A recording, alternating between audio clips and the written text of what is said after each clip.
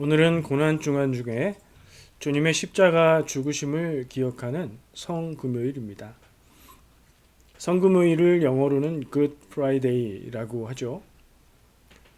찾아보니까 이 명칭에 대한 정확한 설명, 확실한 설명은 없었습니다. 근데 인정받는 설이 몇 가지가 있는데요. 하나는 옛날 고 영어에서는 good이라는 말이 좋다 이런 뜻도 있지만 거룩하다 하는 홀리의 뜻도 가지고 있어서 거룩한 금요일, Holy Friday, 지금 우리가 쓰고 있는 우리말의 성금요일이라는 뜻으로 사용해 온 것이다. 이렇게 설명하는 설명이 가장 인정받고 있고요.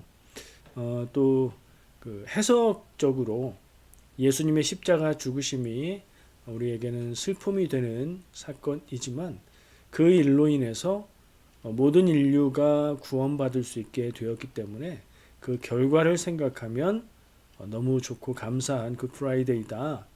이렇게 해석하는 설명도 있었습니다. 우리에게 오늘이 어떤 날이었습니까? 어떻게 살아가는 날이든 주님의 십자가 죽으심을 기억하고 우리의 삶 가운데 의미 있게 지내는 날이었으면 좋겠습니다. 오늘 기억할 우리가 싸워 이겨야 할 것은 나의 이기심. 나의 이기심을 우리가 이겨보자, 극복하자. 그런 말씀을 좀 나누고 싶습니다. 예수님도 전하신 많은 말씀에서 자기만 좋기 원하는 이기심을 버리고 서로 사랑하라고 말씀하셨죠. 자, 오늘 묵상 말씀 빌립보서 2장 1절로 11절 말씀 같이 읽고 나누도록 하겠습니다. 말씀 봉독합니다. 그러므로 그리스도 안에 무슨 권면이나 사랑의 무슨 위로나 성령의 무슨 교제나 긍휼이나 자비가 있거든 마음을 같이하여 같은 사랑을 가지고 뜻을 합하며 마음 한 마음을 품어 아무 일에든지 다툼이나 허영으로 하지 말고 오직 겸손한 마음으로 각각 자기보다 남을 낮게 여기고 각각 자기 일을 돌볼 뿐더러 또한 각각 다른 사람들의 일을 돌보아 나의 기쁨을 충만하게 하라. 너희 안에 이 마음을 품으라. 곧 그리스도 예수의 마음이니 이는 근본 하나님의 본체시나 하나님과 동등됨을 취할 것으로 여기지 아니하시고 오히려 자기를 비워 종의 형체를 가지사 사람들과 같이 되셨고 사람의 모양으로 나타나사 자기를 낮추시고 죽기까지 복종하셨으니 곧 십자가에 죽으심이라. 이러므로 하나님이 그를 지극히 높여 모든 이름 위에 뛰어난 이름을 주사 하늘에 있는 자들과 땅에 있는 자들과 땅 아래에 있는 자들로 모든 무릎을 예수의 이름에 꿇게 하시고 모든 입으로 예수 그리스도를 주라 시인하여 하나님 아버지께 영광을 돌리게 하셨느니라. 아멘. 제가 가끔씩 자주 인용하는 자기보다 남을 낮게 여기라 하는 말씀이 들어있는 부분이기도 하네요. 오늘 나누고자 하는 것이 무엇을 이기자는 뜻이었다고요? 이기심. 나만을 위하는 마음을 이기자. 무엇을 위해서요? 오늘 말씀의 흐름 가운데 그것을 나눠 보려고 합니다. 자, 예수님이요. 요한복음 15장 13절에서 사람이 친구를 위하여 자기 목숨을 버리면 이보다 더 큰 사랑이 없다고 말씀하셨죠. 그리고 그 말씀대로 우리의 구원을 위해서 십자가에서 자기 목숨을 내어주셨습니다. 예수님의 십자가 죽으심은 우리를 살리기 위해 자신의 생명을 내어주신 가장 큰 사랑입니다. 오늘 읽은 말씀은 바울이 빌립보 교회에 쓴 편지로 교회가 하나 될 것을 권면하는 내용입니다. 구체적인 내용은 안 나왔지만 뒤로 가서 4장의 내용에 보면 교회의 지도자격이라고 할 수 있는 두 사람들 간의 갈등이 있었지 않았나 하는 짐작을 하는 내용이 나옵니다. 교회 공동체가 한 마음이 되기 위해서 자기를 높이지 말고 겸손한 마음으로 서로 돌봐주어라. 오늘 읽은 본문 말씀에 나오는 내용을 간단하게 요약하면 그렇게 말할 수 있습니다. 그리고 예수님의 마음을 가지라라고 말을 하지요. 그 예수님의 마음은 어떤 것입니까? 예수님이 하나님이시면서 사람으로 나신 것을 말하는 거지요. 하나님이 사람이 되어서 모든 사람의 죄를 대신해서 죽으신 것. 그것은 모든 인류를 구원하기 위한 하나님의 선택이었고 하나님만이 하실 수 있는 가장 큰 사랑이었습니다. 예수님은 처음부터 끝까지 이 일을 위해 사역하셨고 마지막까지 다 이루셨습니다. 그런데 그 사랑과 희생으로 구원받은 우리는 어떻습니까? 내가 구원받은 것에 만족하고 거기서 끝나지는 않습니까? 또 생각해 보면 그렇게 예수 그리스도의 목숨을 내어준 희생으로 인해서 구원받은 우리인데 나는 나 자신을 높이기 원하고 대접받기 원하고 내가 옳다고 목소리 높여 주장하고 다른 사람은 잘못됐다고 깎아내리고 내가 해야 하나님의 뜻이라고 우기며 살지는 않습니까? 만약에 그렇다면 뭔가 맞지 않는 모습이겠지요? 하나님의 사랑과 예수 그리스도의 희생으로 구원받은 우리는 이 구원을 전하고 이 예수 그리스도의 마음을 품고 살아야 맞는 모습이겠지요. 우리는 왜 받을 줄만 알고 주지는 못할까요? 하나님의 사랑은 당연하게 여기고 다른 사람을 사랑하지 않는 것, 이게 우리의 평소 모습이지 않은가 생각을 해봅니다. 많은 이유가 있겠죠. 그중 큰 이유가 바로 이기심이지 않을까 생각을 했습니다. 사람은요, 누구나 본능에서 오는 이기심을 가지고 있습니다. 이 본능에서 나오는 이기심은 극단적인 상황, 위험한 상황에서 목숨을 지킬 수 있도록 도와주죠. 그런데 그렇게 극단적이거나 위험하지 않은 상황에서도 역시 똑같이 모든 상황에 그 본능에서 나오는 이기심을 적용하고 살면 어떨까요?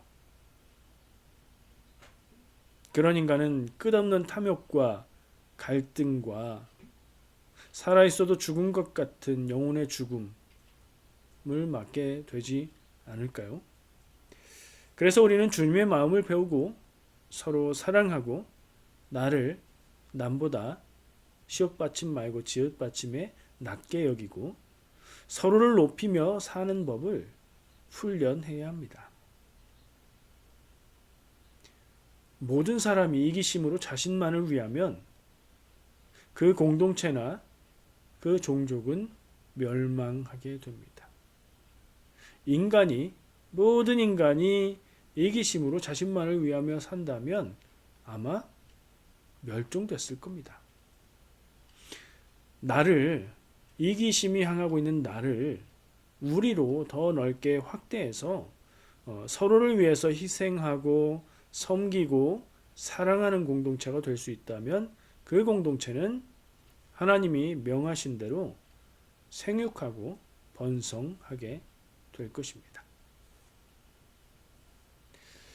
요즘 세상을 뉴스를 들어보면 온 세상이 남은 배척하고 나만 살겠다는 모습으로 달려가는 것 같다 하는 느낌을 받습니다. 하나님의 사랑과 예수 그리스도의 희생으로 구원받은 성도인 우리는 이런 시대에, 이런 때에, 이런 세상에서 무엇을 해야 할까요? 요즘 참 마음이 무겁고 고민이 깊어집니다. 이럴 때일수록 우리는 주님이 주신 새 계명을 따라 살기에 힘써야 할 것입니다. 새 계명은 무엇입니까? 내가 새 계명을 주노니 서로 사랑하라 하신 말씀이죠.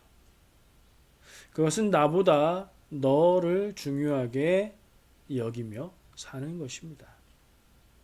우리가 세상에 보여줘야 할 것이 바로 이기심을 이기고 서로 사랑하는 모습 아니겠습니까?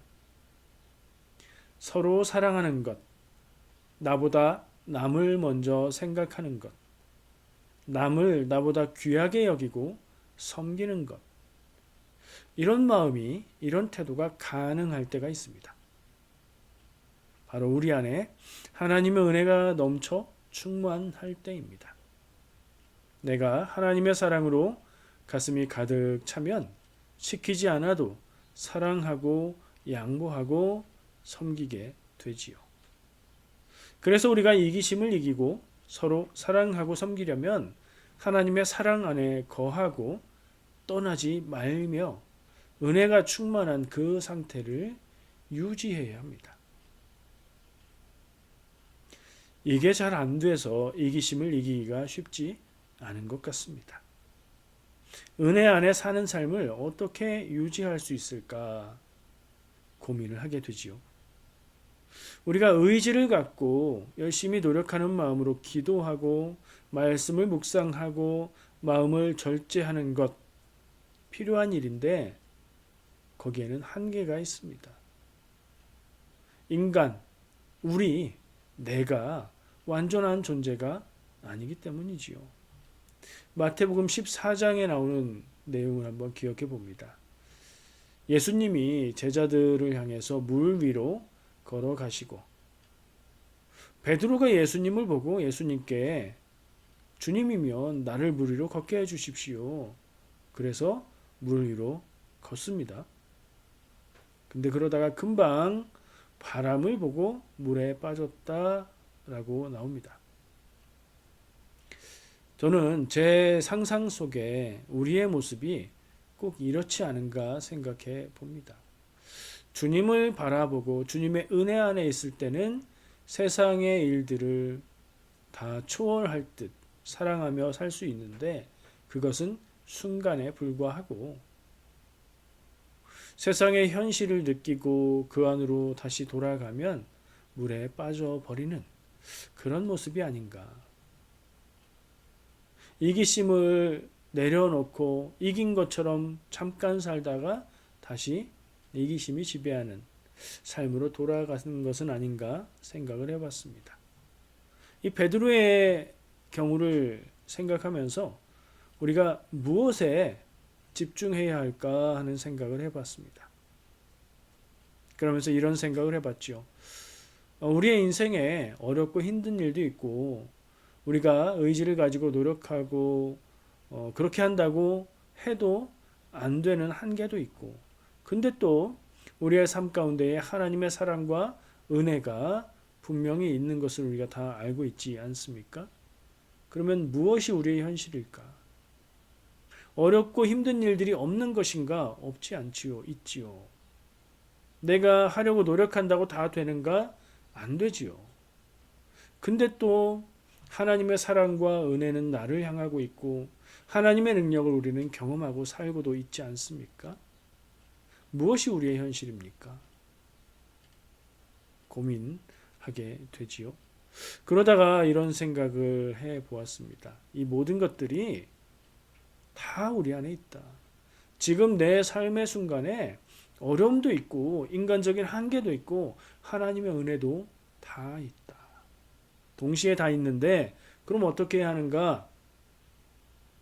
우리가 무엇에 초점을 두고 무엇을 바라보고 살아가느냐에 따라서 달라진다는 생각을 했습니다.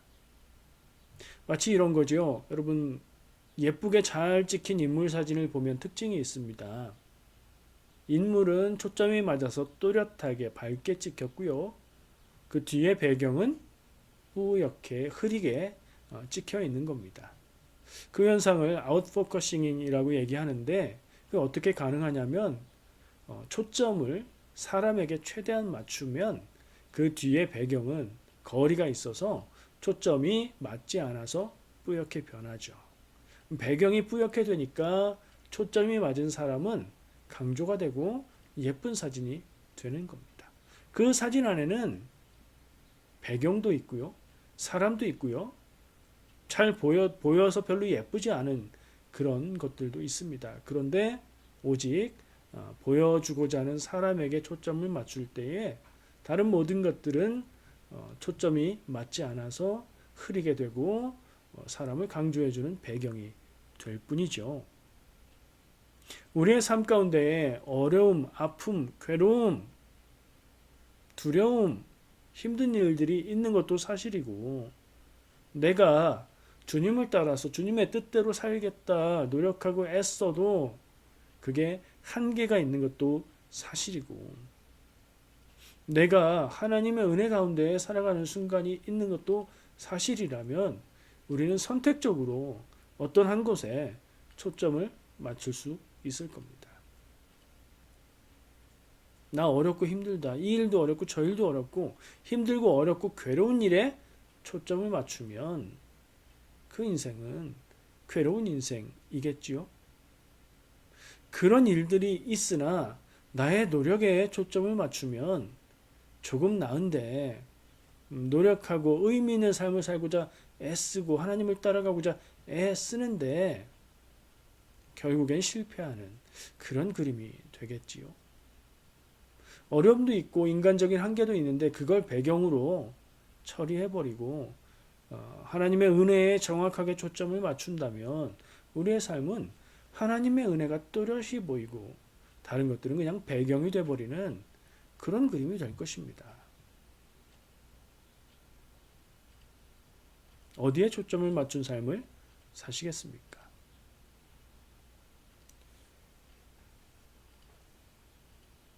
우리 인생이 무겁고 어려운 일도 있고 나는 그 모든 것을 감당하기에 턱없이 모자란 존재인 것도 사실이지만 우리의 시선과 초점이 하나님의 크심과 나를 사랑하시는 것, 예수 그리스도의 보혈의 은혜에 맞춰질 때에 그 모든 것들은 내 인생이라는 그림을 아름답게 만드는 배경이 될 것이고 은혜 안에 살아가는 우리의 삶은 유지될 수 있을 겁니다. 내가 그렇게 살고 우리 가족이 그렇게 살고 우리 교회가 그렇게 산다면 그리고 그 모습이 세상을 비추는 빛이 되면 그 영향력이 비치는 그곳에 하나님의 나라가 이루어지는 것이겠지요.